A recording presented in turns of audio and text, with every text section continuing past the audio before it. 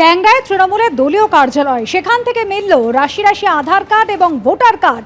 তৃণমূলের দলীয় কার্যালয় ভিতর থেকে মিলল প্রচুর রেশন কার্ড। অভিযোগ স্থানীয় বিজেপি কর্মীদের। ৪ঠা মে ভোটের ফল প্রকাশের পর থেকেই কার্যালয়ে দেখা মিলছিল না কোনো তৃণমূল কর্মীর। গতকাল স্থানীয় বিজেপি কর্মীরা তৃণমূলের কার্যালয়ে ঢোকেন, আর এরপরে কার্যালয়ে আলমারির ভিতরে মিলেছে প্রচুর ভোটার আধার এবং রেশন কার্ড। অভিযোগ বিজেপি কর্মীদের। আর সেই ভোটার আধার এবং রেশন কার্ড বাজেয়াপ্ত করার জন্য পুলিশকে খবর দেওয়া হয়েছে। আমরা দাঁড়িয়ে রয়েছি ট্যাংরা সেকেন্ড লেনে 57 নম্বর ওয়ার্ড এটি, এবং এখানে যে ঘরের সামনে আমরা রয়েছি সেটি আগে তৃণমূলের পার্টি অফিস ছিল, এমনটাই স্থানীয়রা জানাচ্ছেন। এবং এই ঘরের ভেতরে স্থানীয়রা এবং বিজেপির কর্মী সমর্থকরা তারা যখন ভেতরে প্রবেশ করেন, তাদের বক্তব্য হচ্ছে যে এখানে প্রচুর সংখ্যায় এইভাবেই আধার কার্ড, এপিক কার্ড এবং তার সাথে সাথে রেশন কার্ড সেগুলো রয়েছে। এই যে এত সংখ্যায় আধার কার্ড বা এপিক কার্ড বা পরিচয়পত্র, সেগুলো কেন পার্টি অফিসের ভেতরে ছিল সেগুলো জানার চেষ্টা চালাবো যারা এখানে স্থানীয়রা রয়েছে তাদের সঙ্গে। কি এই কত সংখ্যায় রয়েছে? 250-300 কাছাকাছি বেশি বেরিয়েছিল। আপনারা কি এখানে পেলেন? হ্যাঁ, পেলাম। এই আলমারি থেকে। কোন আলমারিতে? এই আলমারি। কালকে দাদারা ডেকেছিল, আমি কোনো কারণে একটু বাইরে ছিলাম, যার কারণে আমি নিতে আসতে পারিনি। কি করে এখানে এলো? কি করে আপনার এপিক কার্ড নিজের কাছে নেই? এখানে আমরা কোনো জানতামই না যে এখানে আমাদের কার্ড এসছে বা কিছু। আমরা অ্যাপ্লাই করেছিলাম, কিন্তু পাড়ায় এসছে বা এরকম আমাদের কাছেই আছে, কারোর কাছে এরকম কোনো জানকারি আমাদের ছিল না। মানে আমরা জানতামই না যে আমাদের ভোটার কার্ড বা আধার কার্ড বা এরকম কিছু এখানে এসে পড়ে রয়েছে। তাদের এটাও বক্তব্য যে এই পার্টি অফিসে যখন তারা ঢুকে রং করেন, এবং এই যে আলমারিতে গেরুয়া আবিরও রয়েছে, সবুজ আবিরও রয়েছে, এবং সেই আলমারির ভেতর থেকেই এত সংখ্যায় এই পরিচয়পত্রগুলো পাওয়া গিয়েছে। নির্বাচনের আগে থেকে এগুলো এখানে মজুত করা হয়েছে, এমনটাই স্থানীয়দের বক্তব্য। আমি আরও একবার কথা বলবো। কি অভিযোগ আপনাদের? কি কারণে এটা রাখা হয়েছে? ভোট দিতে হবে না, ওই জন্য আটকে রেখে দিয়েছে। কারা চালাতো এই পার্টি অফিস?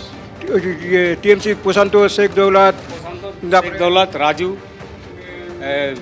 বাপি। ইতিমধ্যে একটা চাঞ্চল্যের পরিস্থিতি তৈরি হয়েছে, এবং এত সংখ্যায় এপিক কার্ড এটা কাদের এবং কিভাবেই বা পার্টি অফিসে এলো তা নিয়ে উঠছে প্রশ্ন।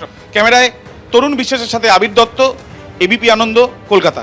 ভোট দিতে দেয়নি আমাকে। 250-300 জন মিলে ঘিরে ধরে বলেছে, স্লিপ ধরে ছিঁড়ে দিয়েছে, বলে চলে যা, তোকে 4 তারিখের পর বুঝে নেবো। আমরা পেয়েছি তো কালকে, আমরা জানালাম সবাইকে এই ব্যাপার। কোথা থেকে পেলেন? এই আলমারি থেকে বেরিয়েছে। কি কারণে এগুলো রাখা হইলো? একটু ভোট দিতে পারবে না লোক, এই কারণেই। আমি গতকাল রাত্রিবেলা এখান থেকে পেয়েছি আধার কার্ড। আমাকে স্থানীয় যারা রয়েছে তারা আমাকে ডাকলো। আপনার কাছে একটা বিষয় বলুন, আপনার কাছে কি আপনার আধার কার্ড ছিল? আমার কাছে আধার কার্ড অনেক আগেই ছিল। এটা আরও একটা? হ্যাঁ, এটা আরও একটা অরিজিনাল।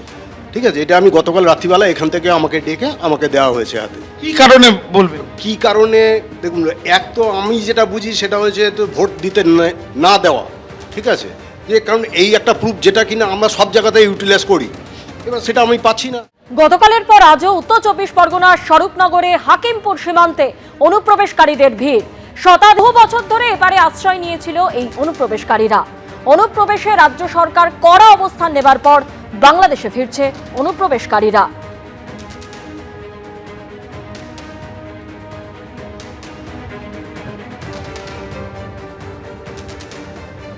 গত পরশু দিন থেকে যে ছবিটা দেখা যাচ্ছে, স্বরূপনগরে 3টি জায়গায় হোল্ডিং সেন্টার তৈরি করা হয়েছে, তেঁতুলিয়া, মেদিয়া এবং চারঘাট। ক্যামেরাম্যান প্রবীরদের তোমার ছবিটা দেখাচ্ছে। আজও সকাল থেকে প্রচুর মানুষের ভিড়।